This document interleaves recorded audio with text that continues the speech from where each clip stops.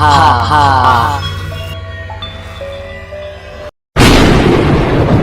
Menu, আমার পা টানছিস কেন? লাগছে তো, ছাড়।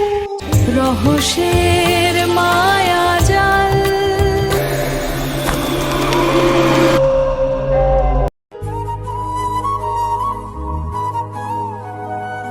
ভাই, কোথায় গেলি রে ভাই?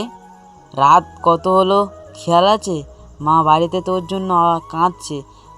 ফিরে আয় ভাই, একবার দেখা দে ভাই, একবার দেখা দে।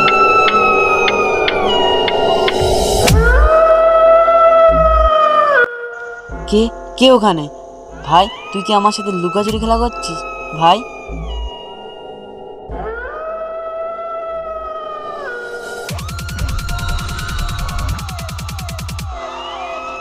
এটা তো ভাইয়ের সব থেকে প্রিয় পুতুল ছিল, কিন্তু এটা এখানে কেন? তারপর পুতুলটা ভাই এত ভিজে কেন? তাহলে কি ভাই?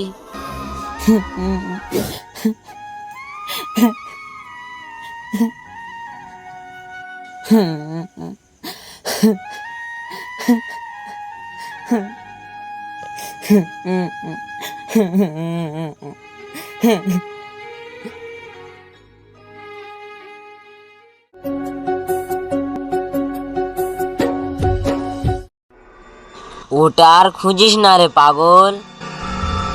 যা হারিয়ে গিয়েছে তাকে ফিরে পাওয়ার আশা করা মানে নিজে সর্বনাশ ডেকে আনা। মায়ার টানে যারা এই জলে নামে তারা আর ফিরে আসে না। আপনি কি অন্ধকার রাতে এখানে কি করছেন? আপনি কি আমার ভাইকে দেখেছেন? ওই পুকুর পাড়েই খেলছিল। হা হা হা। আমি দেখি মায়ার জাল। তোর ভাই এখন এই পুকুরের গভীর অন্ধকারে বন্দি। এই মায়াবী জল ওকে মৎস্যজনে মায়া জালে আটকে ফেলেছে। তাকে মুক্তি দিতে চাস নাকি তার সাথে ওই অন্ধকারে মিলিয়ে যেতে চাস? সেটা তোকেই ঠিক করতে হবে। হা হা হা হা হা।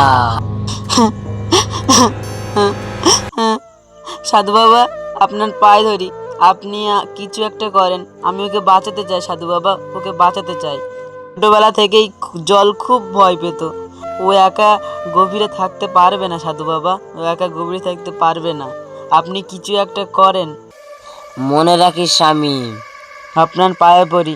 রাতের বেলা জলের ওপর যখন ছায়া পড়ে সেই ছায়া সবসময় সত্যি হয় না রে শামীম। সেই শয়তান মৎস্যজন আমিনুরের ছায়া শরীর ধরে তোকে ডাকবে। সাবধান, ডাকলেও তুই যাস না। এই কবচটা রাখ, এটা তোকে কিছু সুরক্ষা দেবে।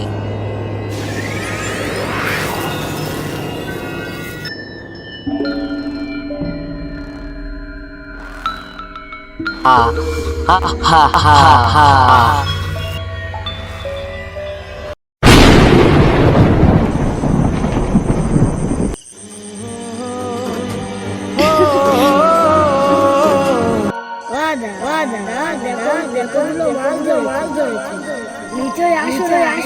একদম রোদ নেই, খুব ঠান্ডা। আসো দাদা, মাকে বলে দিও আমি এখানে খুব ভালো আছি।